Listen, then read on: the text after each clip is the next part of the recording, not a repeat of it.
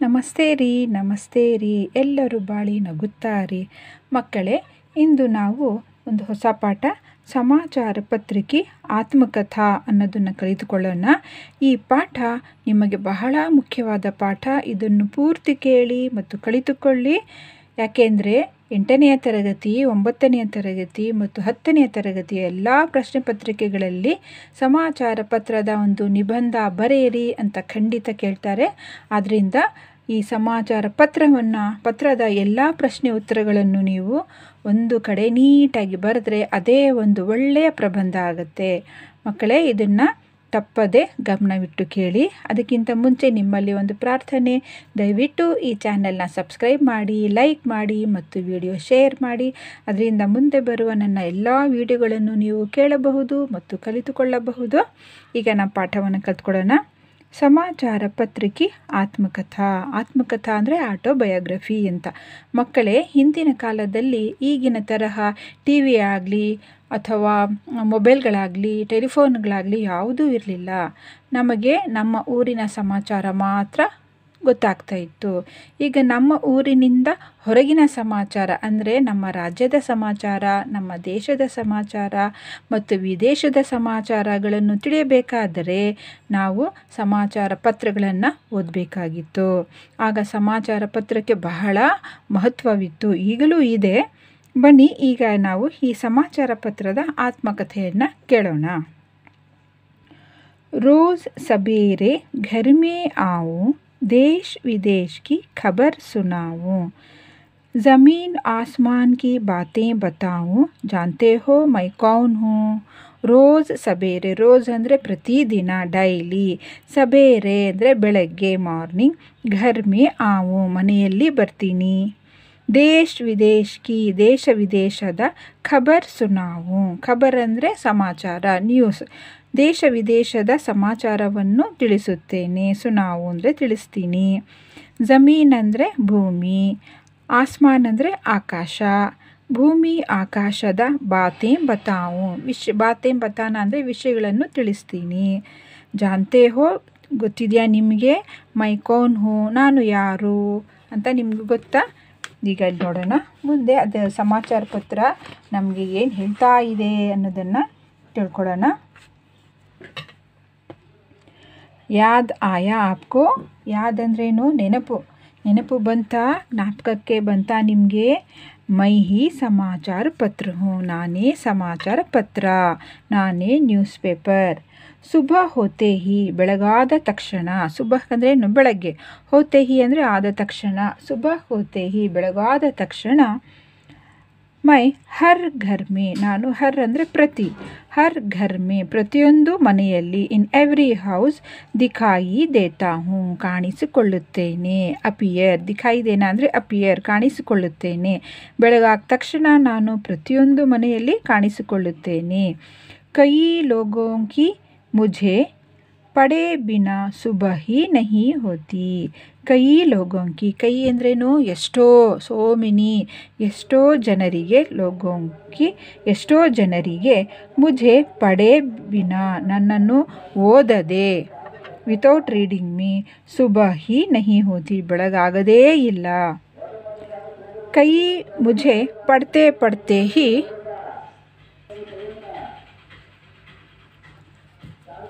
ಕೈ ಲೋಗೋ ಕಿ, ಕೈ ಅಂದರೆ ಎಷ್ಟೋ ಜನರಿಗೆ.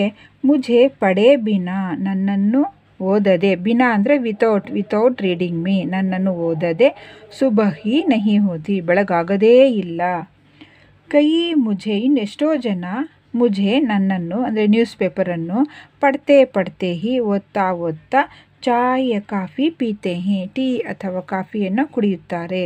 ಅದರಲ್ಲೇ ಅವ್ರಿಗೆ ಒಂಥರ ಸಂತೋಷ ಆಗ್ತಾಯಿತ್ತು. ಹಿಂದೆ ತುಂಬ ಜನರು ಏನು ಮಾಡ್ತಾಯಿದ್ರು, ಕೈಯಲ್ಲಿ ಕಾಫಿ ಅಥವಾ ಟೀಯ ಲೋಟ ಹಿಡ್ಕೊಂಡು ನ್ಯೂಸ್ ಪೇಪರ್ ಓದ್ತಾ ಇದ್ದರೆ ಅವ್ರಿಗೆ ಬಹಳ ಎಂಜಾಯ್ ಮಾಡ್ತಾಯಿದ್ರು. ಮೈ ವ್ಯಕ್ತಿ ಕೆ ಜೀವನ್ ಕಾ, ನಾನು ವ್ಯಕ್ತಿಯ ಜೀವನದ. ಏಕ್ ಮಹತ್ವಪೂರ್ಣ ಹಿಸ್ಸಾ, ಒಂದು ಮಹತ್ವಪೂರ್ಣವಾದ. ಹಿಸ್ಸಾ ಅಂದರೆ ಭಾಗ. ನಾನು ವ್ಯಕ್ತಿಯ ಜೀವನದ ಒಂದು ಮಹತ್ವಪೂರ್ಣದ ಭಾಗ. ಬನ್ ಗಯಾ ಹೂँ, ಆಗಿದ್ದೇನೆ. ಮೈ ಮನುಷ್ಯಕೋ, ನಾನು ಜನರಿಗೆ. ಉನ್ಕೆ ಅಪ್ನೆ ಘರ್ ಬೈಠೆ ಬೈಠೆ ನಾನು ಜನರಿಗೆ ಉನ್ಕೆ ಅವರ ಅಪ್ನೆ ತಮ್ಮ ಘರ್ ಬೈಠೆ ಬೈಠೆ ಮನೆಯಲ್ಲೇ ಕುಳಿತುಕೊಂಡಿದ್ರೂ ಸಹ ವಿಶ್ವಕಿ ಪ್ರಪಂಚದ ಜಾನ್ಕಾರಿ ದೇತಾ ಹೂँ ಜಾನ್ಕಾರಿ ಅಂದರೆ ತಿಳುವಳಿಕೆ ಕೊಡುತ್ತೇನೆ. ಮೈ अमीर गरीब सबके ज्ञान का सस्ता और ಸುಲಭ ಸಾಧನ ಹೂँ ನಾನು ಅಮೀರ್ ಅಂದ್ರೇನು ಶ್ರೀಮಂತರು, ಗರೀಬ್ ಅಂದರೆ ಬಡವರು, ನಾನು ಶ್ರೀಮಂತರು ಬಡವರು, ಸಬ್ಕೆ ಘರ್ ಕಾ ಎಲ್ಲರ ಮನೆಯ, ಸಸ್ತಾ ಅಂದರೆ ಅಗ್ಗ ಚೀಪ್, ಸಸ್ತಾ ಅಂದರೆ ಅಗ್ಗ ಚೀಪ್, ಔರ್ ಸುಲಭ ಸಾಧನ ಹೂँ ಮತ್ತು ಸುಲಭವಾಗಿ ಸಿಗುವಂತಹ ಸಾಧನೆಯಾಗಿದ್ದೇನೆ. ಈಸಿಲಿ ಅವೈಲಬಲ್, ಸಾಧನ್ ಮೀನ್ಸ್ ಸೋರ್ಸ್. ಪ್ರಾಚೀನ ಕಾಲ ಮೇ ಪ್ರಾಚೀನ ಕಾಲದಲ್ಲಿ ರಾಜ ಮಹಾರಾಜ ಹಿಂದಿನ ಕಾಲದಲ್ಲಿ ಪ್ರಾಚೀನ ಕಾಲದಲ್ಲಿ ಇನ್ ಏನ್ಸಿಯಂಟ್ ಟೈಮ್ಸ್ ರಾಜ ಮಹಾರಾಜ ಕಿಂಗ್ಸ್ ಆ್ಯಂಡ್ ಎಂಪರರ್ಸ್ ಕಬೂತರೋಂಕೆ ದ್ವಾರ, ಕಬೂತರ ಅಂದರೆ ಪಾರಿವಾಳಗಳು ಪಿಜನ್, ಕಬೂತರೋಂಕೆ ದ್ವಾರ ಥ್ರೂ ದ ಪಿಜನ್ ಪಾರಿವಾಳಗಳ ಮೂಲಕ ಸಂದೇಶ ಭೇಜಾ ಕರ್ತೆ ಥೆ ಸಂದೇಶವನ್ನು ಕಳುಹಿಸುತ್ತಾ ಇದ್ದರು. ದೇವರ್ ಸೆಂಡಿಂಗ್ ಮೆಸೇಜ್. ಸಂದೇಶವಾಹಕ್, ಸಂದೇಶವಾಹಕ ಅಂದರೆ ಸಂದೇಶಗಳನ್ನು ತೆಗೆದುಕೊಂಡು ಹೋಗುವ ಮೆಸೆಂಜರ್ ಅಂತ ಹೇಳ್ತಾರೆ.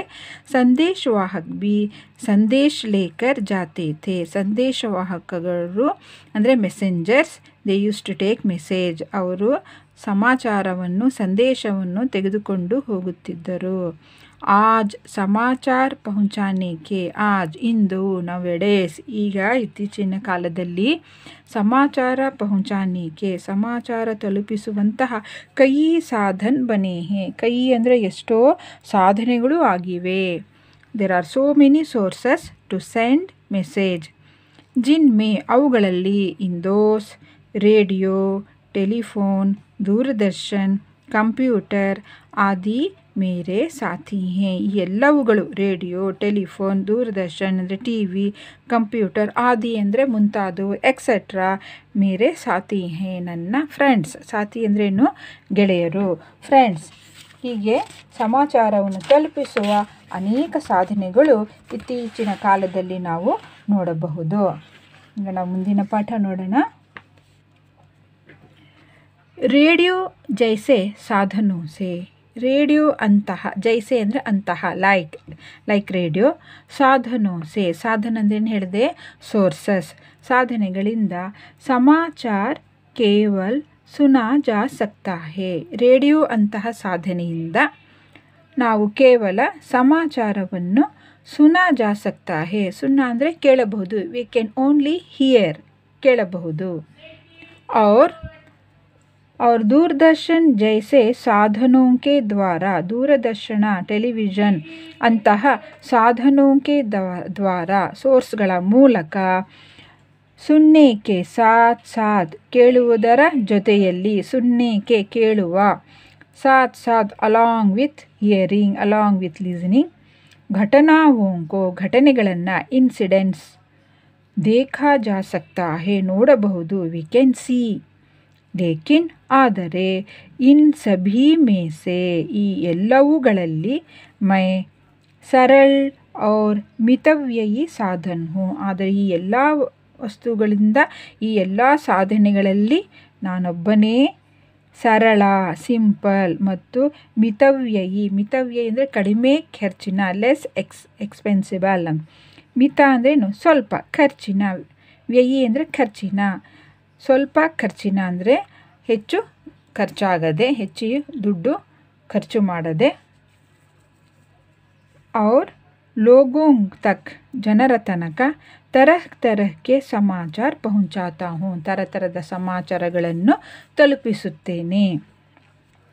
ಭಾರತ ವರ್ಷ ಮೇ ಭಾರತ ದೇಶದಲ್ಲಿ ಪಹಲೆ ಮೊಟ್ಟ ಮೊದಲು ಅಂಗ್ರೇಜಿ ಮೇ बंगाल गज़ट नाम से सन 1780 में प्रकाशित हुआ ಭಾರತದಲ್ಲಿ ಮೊಟ್ಟ ಮೊದಲ ಇಂಗ್ಲೀಷ್ ನ್ಯೂಸ್ ಪೇಪರ್ ಅಂತ ಅಂದರೆ ಯಾವುದು ಬಂಗಾಲ್ ಗಜೆಟ್.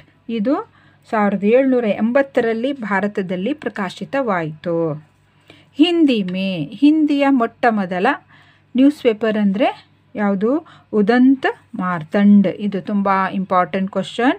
ಹಿಂದಿಯ ಮೊದಲ ನ್ಯೂಸ್ ಪೇಪರ್ ಸಮಾಚಾರ ಪತ್ರ ಅಂದರೆ ಉದಂತ್ ಮಾರ್ತಾಂಡ್ ನಾಮ್ಸೆ ಹೆಸರಿನಿಂದ. ಅವ್ರ ಕನ್ನಡದ ಮೊದಲ ಸಮಾಚಾರ ಪತ್ರ ಅಂದರೆ ಮಂಗಳೂರು ಸಮಾಚಾರ. ಇದು के रूप में सन 1843 में पहले प्रकट हुआ. 1843 में पहले प्रकट हुआ. ಇದು 1843ರಲ್ಲಿ ಮೊಟ್ಟ ಮೊದಲು ಪ್ರಕಟವಾಯಿತು. ಯಾವುದು? ಕನ್ನಡ ಸಮಾಚಾರ ಪತ್ರ. ಯಾವುದು? ಮಂಗಳೂರು ಸಮಾಚಾರ. वर्तमान समय में ಇನ್ನು ವರ್ತಮಾನ ಕಾಲದಲ್ಲಿ ये विभिन्न भाषाओं में ಬೇರೆ ಬೇರೆ ಭಾಷೆಗಳಲ್ಲಿ ಇನ್ ಡಿಫ್ರೆಂಟ್ ಲ್ಯಾಂಗ್ವೇಜಸ್ हज़ारों की संख्या में ಸಾವಿರಾರು ಸಂಖ್ಯೆಗಳಲ್ಲಿ इन ಥೌಸಂಡ್ಸ್ ನಂಬರ್ मैं प्रकाशित होता रहा हूँ. ನಾನು ಸಾವಿರಾರು ಸಂಖ್ಯೆಯಲ್ಲಿ ಪ್ರಕಾಶಿತ ಅಂದರೆ ಪ್ರಕಟವಾಗ್ತಾ ಇದ್ದೀನಿ. Navbharat Times, Hindustan Times, Times of India, Deccan Herald, Indian Express, Samyukta Karnataka, Vijay Karnataka, Prajavani, Udayavani, Amar Ujala, Dainik Jagran, Rajasthan Patrika, Jansatta ಆದಿ ಮುಂತಾದವು ಎಕ್ಸೆಟ್ರಾ ಅನೇಕ ನಾಮೋ ಸೆ ಅನೇಕ ಹೆಸರುಗಳಲ್ಲಿ ಮೈ ಆಪ್ಕೋ ಮಿಲ್ ಸಕ್ತಾ ಹೂँ ನಾನು ನಿಮಗೆ ದೊರೆಯುತ್ತೇನೆ. ಈ ಎಲ್ಲ ರೀತಿಯ ಹೆಸರುಗಳಲ್ಲಿ ನಾನು ನಿಮಗೆ ಸಮಾಚಾರವನ್ನು ತಲುಪಿಸುತ್ತೇನೆ. ಮುಂದೆ ನೋಡಿ, ಮೈ ದೈನಿಕ್ ಅಂದರೆ ಡೈಲಿ ಪ್ರತಿದಿನ ದಿನಪತ್ರಿಕೆ. ಸಾಪ್ತಾಹಿಕ್ ಅಂದರೆ ವಾರಕ್ಕೊಂದ್ಸರಿ ಬರುವಂತಹ ವೀಕ್ಲಿ. ಪಾಕ್ಷಿಕ್ ಅಂದರೆ 15 ದಿವಸಕ್ಕೆ ಒಂದ್ಸರಿ ಸಿಗುವಂತಹ ಒನ್ಸ್ ಇನ್ 15 days. ಆದಿಕೆ ರೂಪ ಮೇ ಈ ಎಲ್ಲವುಗಳ ರೂಪದಲ್ಲಿ ಆಪ್ಕೆ ಹಾತ್ ಮೇ ನಿಮ್ಮ ಕೈಯಲ್ಲಿ ಮೈ ರಹತಾ ಹೂँ ನಿಮ್ಮ ಕೈಯಲ್ಲಿ ನಾನು ಇರ್ತೀನಿ. ವಿಷಯ ಕಿ ದೃಷ್ಟಿ ಸೆ ಇನ್ನು ವಿಷಯದ ದೃಷ್ಟಿ ನೋಡಿದರೆ ಸಬ್ಜೆಕ್ಟ್ ಕಡೆ ನೋಡಿದರೆ ಏನೇನಿರುತ್ತೆ ಅದರಲ್ಲಿ ಸಾಮಾಜಿಕ್ ಅಂದರೆ ಸೋಷಿಯಲ್, धार्मिक रिलीजियस, साप्ताहिक लिटरेचर, आर्थिक इकोनॉमिक और फाइनेंशियल, सांस्कृतिक कल्चरल, मनोरंजक ಅಂದರೆ ಎಂಟರ್ಟೈನ್ಮೆಂಟ್ ಮನೋರಂಜನೆ, ಆದಿ ವರ್ಗೋಮೆ ಮುಂತಾದ ವರ್ಗಗಳಲ್ಲಿ ಭಾಗಗಳಲ್ಲಿ ವಿಭಾಜಿತ್ ಕಿಯಾ ಜಾತಾ ಹೇ ವಿಭಾಜಿತ್ ಅಂದರೆ ವಿಭಜನೆ ಭಾಗ ಡಿವೈಡ್ ಮಾಡಲಾಗುತ್ತದೆ. ನಮ್ಮ ಮುಂದಿನ ಪಾಠ ನೋಡಿ.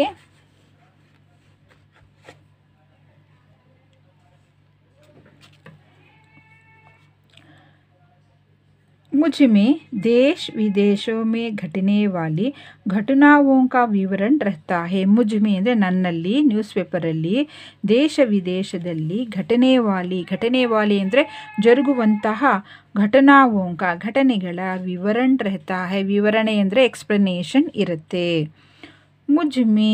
ಮುಜ್ಸೆ ನನ್ನಲ್ಲಿ ಏನೇನಿರುತ್ತೆ? ಖೇಲ್ಕೂದ್ ಅಂದರೆ ಕ್ರೀಡೆ, ಸ್ಪೋರ್ಟ್ಸ್, ಸಿನಿಮಾ, ಮೌಸಮ್ ಅಂದರೆ ಹವಾಗುಣ ಅಂತಾರಲ್ಲ, ಕ್ಲೈಮೇಟ್ ಹವಾಮಾನ ಸಮಾಚಾರ. ನೌಕರಿ ಸಂಬಂಧಿ ವಿಜ್ಞಾಪನ್. ನೌಕರಿ ಅಂದ್ರೇನು? ಕೆಲಸ, ಉದ್ಯೋಗಕ್ಕೆ ಸಂಬಂಧಪಟ್ಟ ವಿಜ್ಞಾಪನೆ ಅಂದರೆ ಆ್ಯಡ್ಸ್ ಅಂದ್ರೇನು? ಇಲ್ಲಿ ರಿಕ್ರೂಟ್ಮೆಂಟ್, ಉದ್ಯೋಗದ ಬಗ್ಗೆ ಸಮಾಚಾರ. ಬಾಜಾರ್ ಅಂದ್ರೇನು? ಮಾರ್ಕೆಟ್. ಭಾವ್ ಅಂದರೆ ಮಾರ್ಕೆಟ್ ರೇಟ್. ಶೇರ್ ಮಾರ್ಕೆಟ್ ಅಂತ ಬರುತ್ತಲ್ವ, ನ್ಯೂಸ್ ಪೇಪರಲ್ಲಿ ಕೇಳ್ತಿರಲ್ಲ. ಬಾಜಾರ್ ಭಾವ್ ಅಂದರೆ ಮಾರುಕಟ್ಟೆ ಬೆಲೆ. ಕೃಷಿ ಅಂದರೆ ವ್ಯವಸಾಯ, ಅಗ್ರಿಕಲ್ಚರಲ್. ವ್ಯಾಪಾರ ಬಿಸ್ನೆಸ್. ಸಂಬಂಧಿ ರಿಲೇಟೆಡ್ ಟು ಆಲ್ ದಿಸ್. ಸೂಚನಾಯೇ ಮಿಲ್ತಿ ಹೇ. ಸೂಚನಾಯೇ ಅಂದರೆ ಇನ್ಫಾರ್ಮೇಷನ್ಸ್, ಸೂಚನೆಗಳು ನಿಮಗೆ ಸಿಗುತ್ತೆ. कार्टून, पदबंध, विवाह संबंधी विज्ञापन, परीक्षोपयोगी सामग्री, परीक्षाफल आदि भी मुझसे ಜಾನ್ ಸಕ್ತೆ ಹೇ.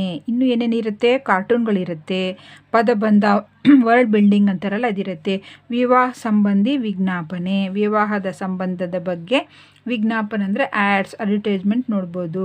ಪರೀಕ್ಷೋಪಯೋಗಿ ಸಾಮಗ್ರಿ ಪರೀಕ್ಷೆಗೆ ಉಪಯೋಗಕ್ಕೆ ಬರುವಂತಹ ವಿಷಯಗಳನ್ನು ನೋಡ್ಬೋದು.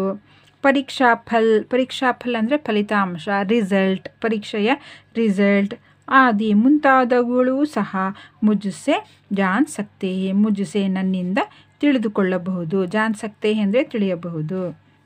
ಆಜ್ಕಲ್ ಇತ್ತೀಚೆಗೆ, ನೌಎಡೇಸ್ ಮೇರೆ ಅಂದರ್ ಅಂದರೆ ನ್ಯೂಸ್ ಪೇಪರಲ್ಲಿ, ಸಮಯ ಪರ್ ಸಮಯಕ್ಕೆ ಸರಿಯಾಗಿ, ಬಡೇ ಲೇಖಕೋಂಕಿ ರಚನಾಯೆ ದೊಡ್ಡ ದೊಡ್ಡ ಲೇಖಕರ ರಚನಾಯಿ ಮೀನ್ಸ್ ಆರ್ಟಿಕಲ್ಸ್, ಒಳ್ಳೆಯ ಫೇಮಸ್ ರೈಟರ್ಸ್ ಆರ್ಟಿಕಲ್ಸ್ಗಳು ಇರುತ್ತೆ. ಪ್ರಕಾಶಿತ್ ಹೋನೆ ಲಗಿ ಹೇ ಆಗಲೇ ಪ್ರಕಟವಾಗ್ತಾ ಇದೆ, ಪ್ರಿಂಟ್ ಆಗ್ತಾ ಇದೆ, ದೇ ಆರ್ ಗೆಟಿಂಗ್ ಪಬ್ಲಿಷ್ಡ್. ವಿಶೇಷಾಂಕೋ ಮೇ ಇನ್ನು ಸ್ಪೆಷಲ್ ಪೇಜ್ಗಳಲ್ಲಿ ಜೀವನಿ ಅಂದರೆ ಇಲ್ಲಿ ಲೈಫ್ ಸ್ಟೋರಿ, ಜೀವನಿ ಇರುತ್ತೆ, ಯಾರಾದರೂ ಒಬ್ಬ ವ್ಯಕ್ತಿಯ ಜೀವನ ಚರಿತ್ರೆ ಇರುತ್ತೆ. ಕವಿತೆಗಳಿರುತ್ತೆ, ಪೊಯಮ್ಸ್ ಇರುತ್ತೆ. ಏಕಾಂಕಿ ಪುಟ್ಟ ನಾಟಕಗಳು ಅಂದರೆ ಸ್ಕಿಟ್, ನಾಟಕ್, ಡ್ರಾಮಾ, ಕಹಾನಿ ಸ್ಟೋರೀಸ್, ಆಲೋಚನೆ ಇರುತ್ತೆ. ಸ್ವಾಸ್ಥ್ಯದ ಅಂದರೆ ಆರೋಗ್ಯದ ಬಗ್ಗೆ, ಫಿಲ್ಮ್ ಸಂಬಂಧಿ ಸೂಚನಾಯೇ ಭಿ, ಫಿಲ್ಮ್ ಸಂಬಂಧ ಸೂಚನಾಯಿ ಇನ್ಫಾರ್ಮೇಷನ್ ರಿಲೇಟೆಡ್ ಟು ಫಿಲ್ಮ್ಸ್ ಸಹ ಪ್ರಕಟ ಹೋತಿ ರಹತಿ ಹೇ, ಪ್ರಕಟವಾಗ್ತಾ ಇರುತ್ತೆ. ಕಿಸಾನೋ ಕೆ ಲಿಯೆ, ಇನ್ನು ಕಿಸಾನ್ ಅಂದರೆ ಯಾರು? ರೈತರು, ಫಾರ್ ದ ಫಾರ್ಮರ್ಸ್. ಕಿಸಾನೋ ಕೆ ಲಿಯೆ ಕೃಷಿ ಸಂಬಂಧಿ ವ್ಯವಸಾಯಕ್ಕೆ ಸಂಬಂಧವಾದ ರಿಲೇಟೆಡ್ ಟು ಅಗ್ರಿಕಲ್ಚರ್ ವಿಶೇಷ जानकारी भी मैं देता हूँ. ವಿಶೇಷ ಅಂದರೆ ಸ್ಪೆಷಲ್, ಜಾನ್ಕಾರಿ ಮೀನ್ಸ್ ಇನ್ಫಾರ್ಮೇಷನ್, ಸ್ಪೆಷಲ್ ವಿಶೇಷವಾದ ಜಾನ್ಕಾರಿ ತಿಳುವಳಿಕೆಗಳನ್ನು ಸಹ ಮೈ ದೇತಾ ಹೂँ ನಾನು ಕೊಡುತ್ತೇನೆ. ಇನ್ನು ಕೊನೆಯದಾಗಿ